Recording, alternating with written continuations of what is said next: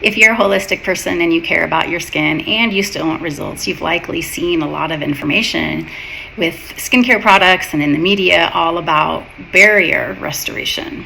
This is something that is high time has hit mainstream, and it's essentially supporting our own natural acid mantle.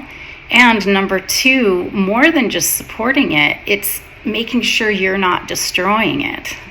And the two ways that people are not supporting their natural skin barrier is acne and anti-aging protocols that strip natural oils, and number two, by not using a dense moisturizer on their skin to fortify their own natural oils and support natural acid mantle.